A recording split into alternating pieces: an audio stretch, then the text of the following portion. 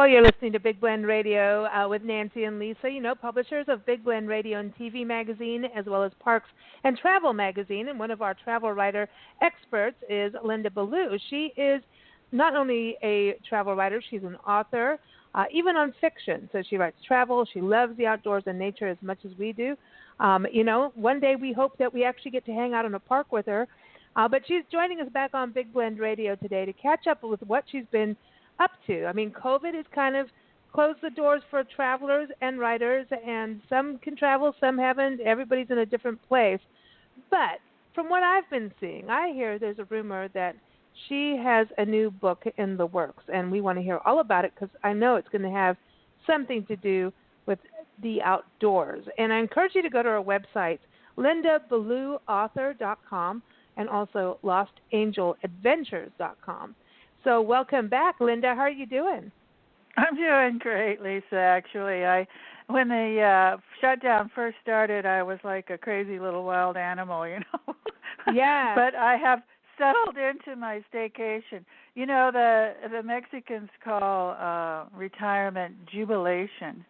I think I've reached early jubilation. Ooh. Ooh.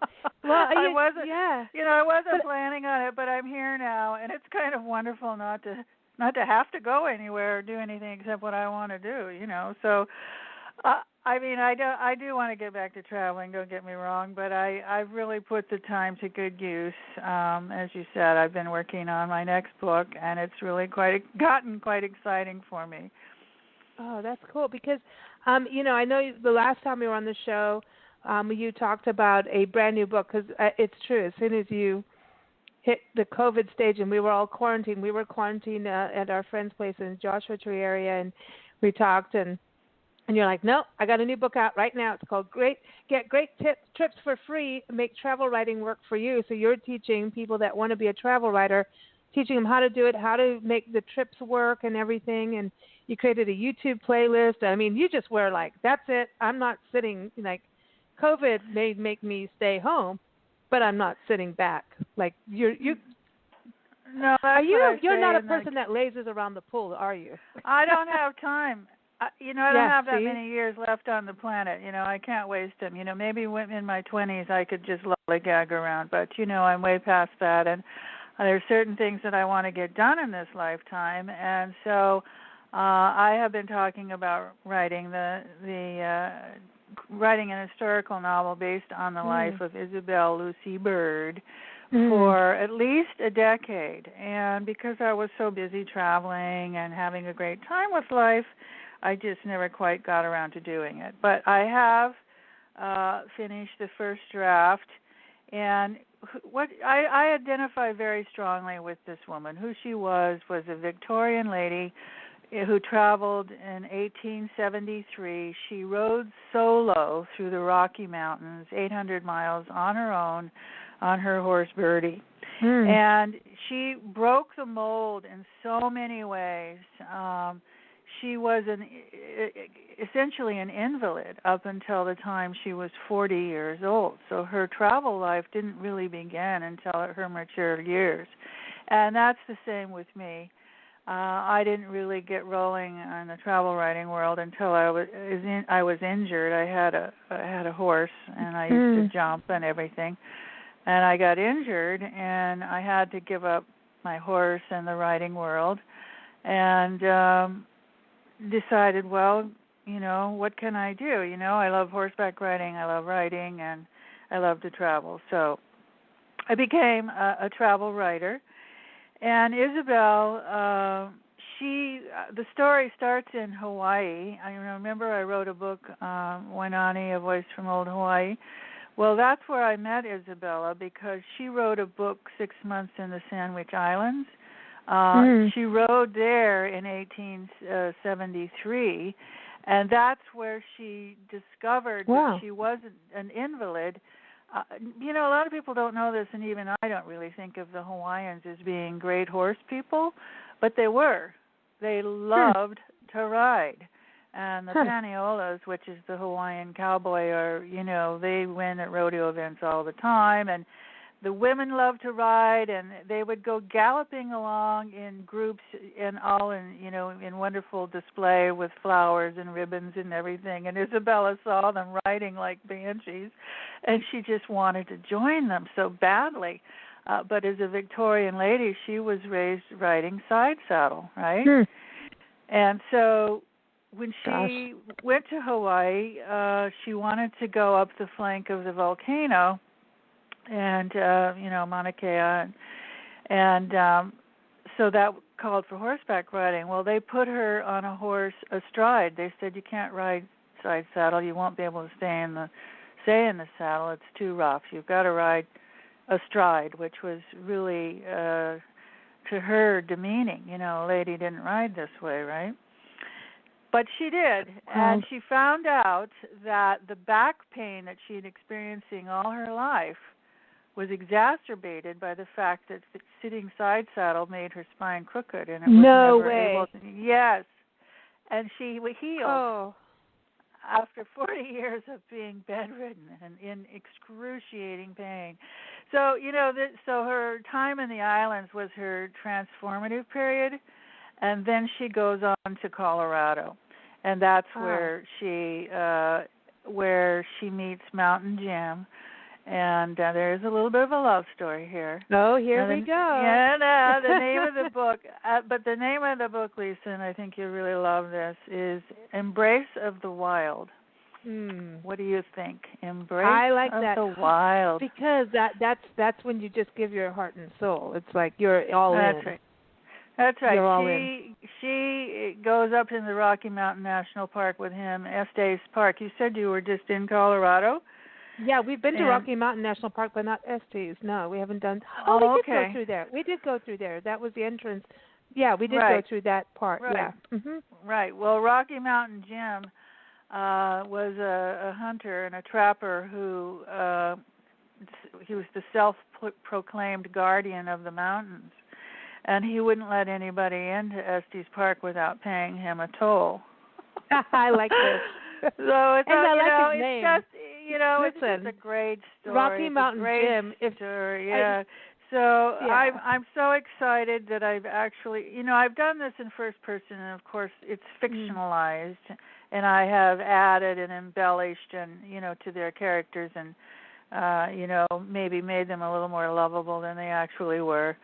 But, I just love the story, and as I say, I've gotten the first draft done. Wow, good for you. Yeah. I mean, I have to, I've got it out to a couple of readers now, and then I'm going to send it to my editor. I'm hoping to have it, in publishable format by the end of the year. Go, girl. Then I'm hoping to go to Colorado in 2021. Oh. As soon as, I want to go to all the places now that I've written about. I've been to some of them already, but I love Colorado, and I'd like to revisit. And then, of course, I can share my book when I go to Colorado with bookstores and things like that. Oh, they've got wonderful bookstores. They really do, like Denver. They have good bookstores. But I wanted to ask you with this. It's interesting to me, Isabella Bird, because I think about Lady Bird Johnson and the name Bird, where I want to do etymology on that now. But it is a resemblance, and like here she was in Hawaii, so I didn't know that part about her, which is interesting to me. I know you've written an essay about her too, and it won the Traveler's Tales Solace Award, so you've got a thing about this woman's story. I'm like that about Faye that did the first ascent as a woman up Mount Rainier National Park, and so there's these women that are connected to parks that we don't hear as much of, and we should. Women are very much these adventurers and outdoor people, but she reminds me, just from what you're saying, and I haven't read it yet, obviously, but it kind of reminds me of your passion for Wainani, your voice, your a voice from old Hawaii, your novel Wainani, because she was also someone that was there, and then you fictionalized it, and I remember that being quite a little hot romance read in there too. Just saying, but she wrote dolphins. She wrote dolphins.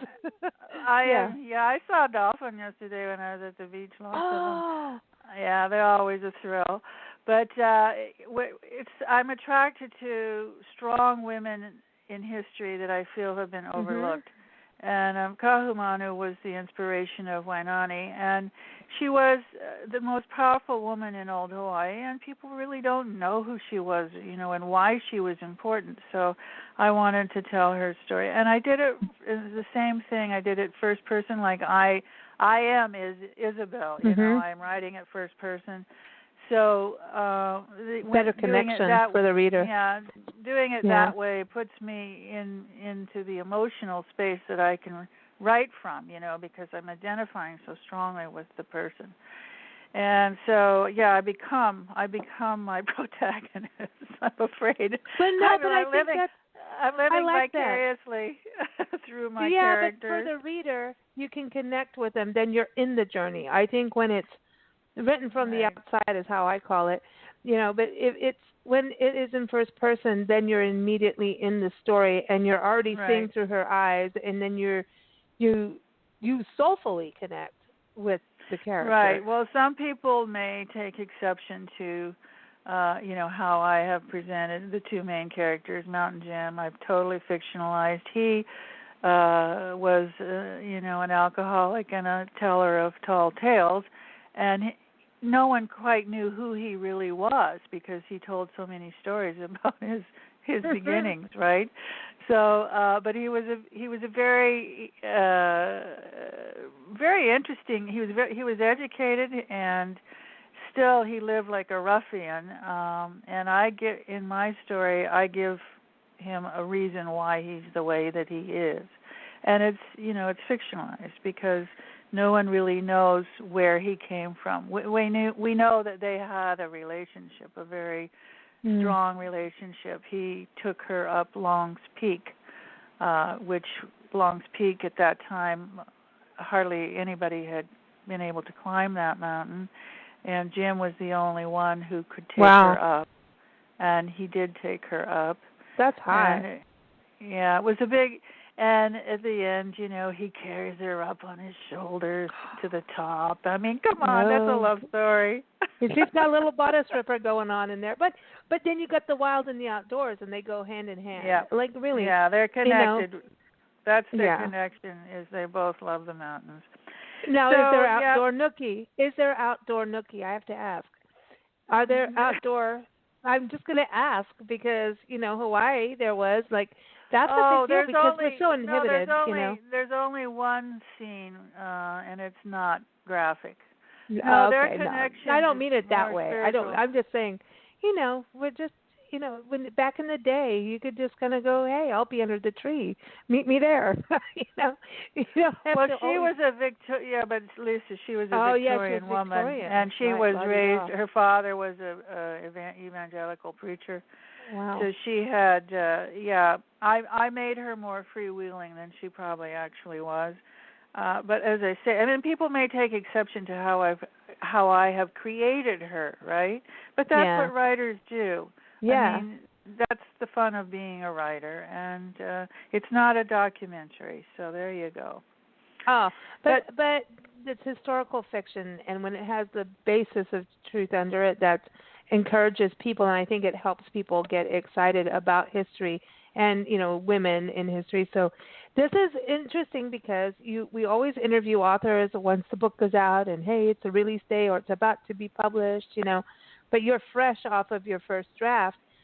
So writing, have you been writing on this before the pandemic and then now you got to just really breathe into it? I had notes because I did go to Estes Park. Why? Because I was, wanting to write about Isabel. I was wanting to write the story, and I wanted to, ride in her hoof prints. Unfortunately, I had to hike. But next time I go, I'm going to get a horse.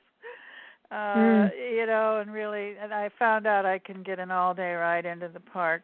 So I'm going to do that the next time I get to go. I'd love to be there in the fall. She rode in September and October and November into winter, and I love Colorado any time of the year, but especially the fall I think is beautiful. But anyway, Yeah, Wow. I have made notes. I've got a half a dozen books about her. I've got her books. Now, I didn't Wow. go for, she went on, after Colorado, she went on to Japan and China and to, Tibet and Korea and all these places. Wow. Yeah, she went on, but I do not. My story ends in Colorado.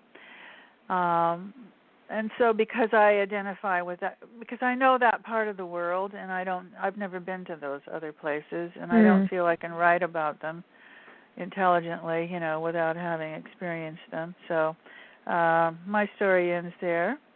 But it's all good, and I'm excited about it. I'm excited about that, and I'm also excited about the fact that the other thing I got done during this time was I created an audiobook for Lost-Angel-Walkabout, which we've talked about on your show. Yeah. And Absolutely. it is, a collection of my travel essays.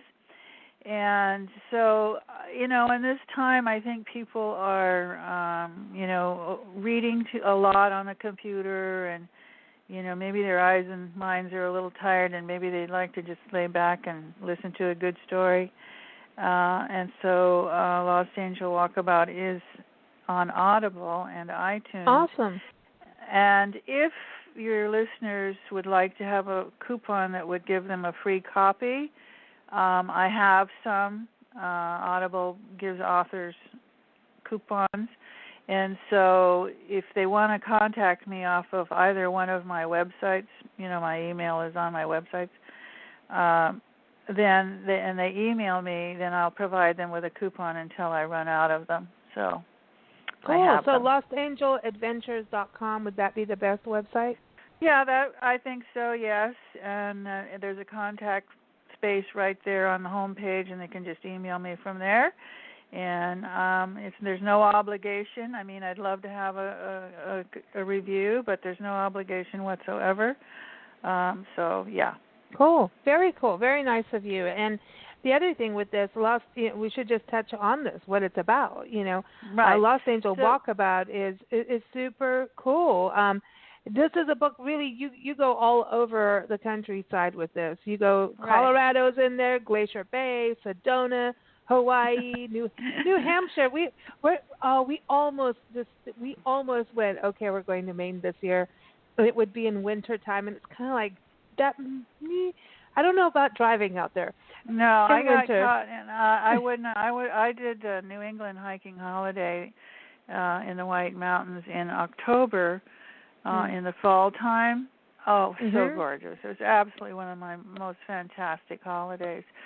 A wonderful experience. But then I had given myself a week after. Whenever I travel, I like to have a free time week, either on the front or the end of the trip. So just as I was leaving the company, New England Hiking Holidays, it started raining, and I was then driving, and I'm going over to Portland or Maine, and then up the coast to Bar Harbor, and I wanted to do Arcadia Park, right? Yeah. So it just kept raining and raining and raining, and when I got to Arcadia Park, it was still very drippy. But I went into the park anyway, and it just turned into a torrential flood. And Lisa, it was too hysterical that I had forgotten to fill up, right? My excitement to get in the park. I've done that. I was like, the water was coming down the side of the cliff going across the road, and I was really afraid of being washed over the edge into this roiling sea. And my gas gauge was empty, and I'm going, oh, my God. Here we go, detours and crazy times. So, well, obviously I made it through, and I didn't have to call AAA. I made it to a gas station and survived. Oh, that's cool. It was harrowing. I know, because we just went through that. We just came out of, we left Asheville, North Carolina, and everyone, I know we're recording this here in Peachtree City, Georgia right now, where they filmed the zombies and the Walking Dead and all that. And it's one of the country's first golf cart communities. And really, kids can actually ride their golf cart to school. Seriously, this is like a whole different. But we went from Asheville, North Carolina, to get here, and we said, "Oh, well, let's go on the Blue Ridge Parkway. We've always wanted to go. It's one of the top, parks I've in our heard of that. country, and we'll go to Smoky Mountains, and the elk are there. We'll go see the elk rutting. Hopefully, if we get to see them." It's short and fast, and we'll go down, and then we'll go to Peachtree City. Well, apparently I didn't listen to my directions, and I took us for 3 hours the other way, and I see signs for Roanoke, Virginia, and I'm like, this isn't normal. And finally we figured it out, and the mist was coming in, and all of this weather was happening. At one point, you couldn't. It's like, here's the overlook, but you can't see the overlook because it was covered with a cloud. And I'm like, well, this is why it's the Smokies. And then all I could see was the middle line of the road. I'm like, dude, this is. And then it was beautiful, and it really was beautiful. And so, but we did manage to do a turnaround just in the nick of time before I really got us into stupid land. But then the rain came down, and I'm like, no, we're late. We got to keep going. And I'm like, oh, we'll get gas when we get towards Atlanta. Well, all of a sudden, I ended up in a traffic jam in torrential rain. And I'm like, are we going to make it? And we did. But you know what I mean? That feeling. I have this rule of always filling your tank at half. Do not go below the half tank. But when you, and every time I step over that rule, dude, no, it happens. Something happens, especially in northern New Mexico. Fill your gas at any gas station. I don't care if you even have like 1/8 of a tank used. Do it, because in northern New Mexico you can get lost and never see a gas station. Oh, you never see a gas station. Well, you get out there in the world and things happen. And but it's I was fun. driving. Yeah, no. Actually, then I went on to do what they call shun piking, which is driving on the backcountry roads through Vermont and New Hampshire. And it was glorious. It was glorious. No regrets. But they had extreme flooding that year. Some of the bridges were washed out. Oh wow! And I was just glad that the hiking portion of my trip, which was a week in the White Mountains and these wonderful trails and these beautiful waterfalls, that the weather was just stunning. Oh, so wow. all in all, you got to. I guess I was lucky, but I never did see Arcadia. I have to go back there. Oh my gosh, I know. We all want to do the sunrise, in Cadillac. Is it Cadillac Mountain? I think. But listen, you went to the British Virgin Islands. You have your mom in the book, and I love your book. Oh yeah, with Lost Angel, I start in Alaska because I'm from Alaska, and I start with rafting the Tatshenshini River, which is a really out there experience. It's very, very special. And then, I have half a dozen stories in Hawaii because I lived on the North Shore of Kauai for a year, and I love the islands, and I've researched the history heavily, and I know the islands. And one of them is the day I became a sailor, and I got caught in a storm on a sailboat, and we ended up sailing all around the Nepali coast. Yeah, that's what I'm saying. You get out in the world and stuff happens. This way, one of the reasons I'm liking this calm time where I'm home all the time. I mean, very little happens. So, are you baking? Because that's what I see. Everyone's baking.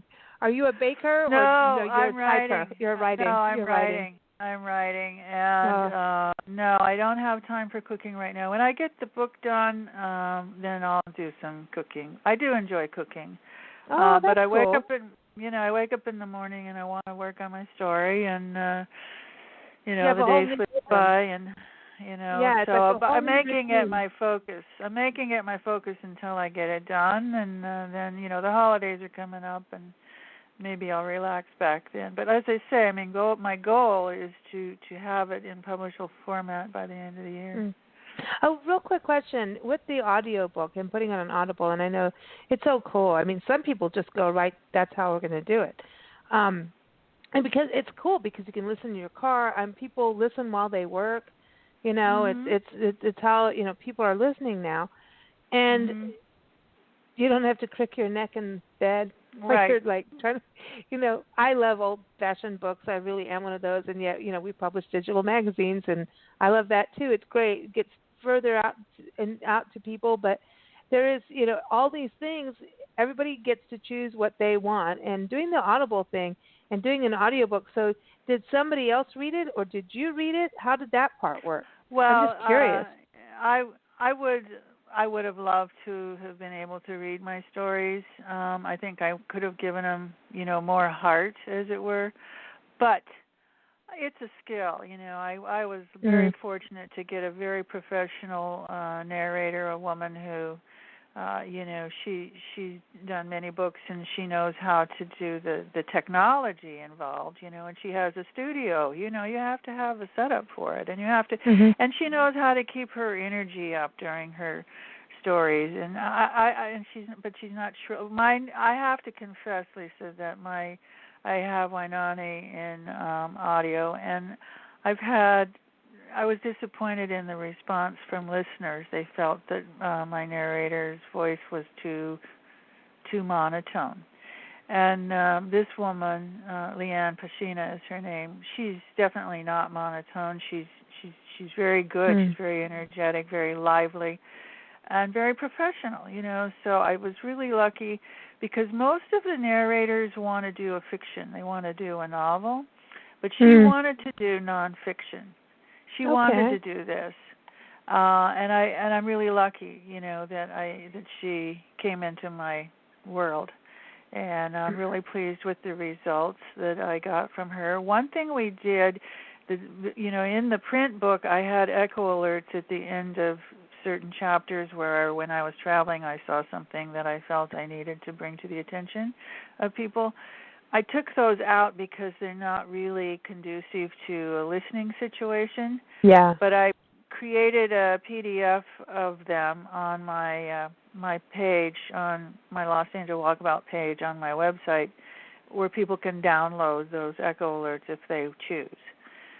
So, I did it that way to keep it, a nice listening experience. I love that. And so everyone, again, the book again is A Lost Angel Walkabout, One Traveler's Tales, and you can go to lostangeladventures.com and get your free coupon through Linda. And again, the author is Linda-Ballou.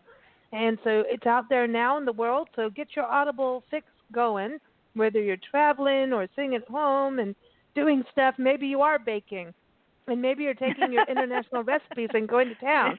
Who knows? Or maybe you're just laying on a cot and relaxing, and listening to a good and then story. keep up with Linda. Also, her other website, Linda-Ballou-Author.com, for when her next book comes out. We're very excited about that, and I love that. I mean, it's really, going out in the wilderness, embrace of the wilds. I love that title. I really do. Well, I'll send you you can be one of my reviewers, or when I get it published, I'll send you a book, Lisa, and you can tell me what you think. I know. I can't wait. All right. So you take care, and hopefully you can go out there and you can start swimming in the ocean. That was kind of getting, you're warm in California. I was swimming all day yesterday. I went in. Oh, I'm jealous. Time. It was gorgeous. The temperature right now, the water temp is not as warm as Hawaii, which is okay with me. I like it to be a little more bracing. It's just perfect. It's just lovely. And, I'm not loving the heat wave, but I can escape it. Yeah. So heat waves are for middle-aged women. No, yeah, really. I've had enough of that. Thank you very much. But Bye-bye. Anyway, Well, thanks for joining us on that note. We don't want any of those. But thanks for joining us again, everyone. Thanks for joining us. Keep up with us on Big Blend Radio. You just go to bigblendradio.com. And if you go to nationalparktraveling.com or blendradioandtv.com, just type in Linda-Ballou, and you'll find her previous interviews and her stories that go from, you've been all over Australia. I'm so glad you did Australia before the shutdown. You got in there right in the nick of time. And to Yosemite. I did. So, I did. I wrote an article, by the way, called Taking a Cue from the Q Station, that's in Travel World magazine, about being in the quarantine station there in Sydney Harbor, which was when the Spanish flu, things they did, pretty scary. Scary stuff. Well, all right, you Lisa. just keep going. Keep traveling. All right. You take Thanks care. so much. All right. Bye-bye. Bye-bye.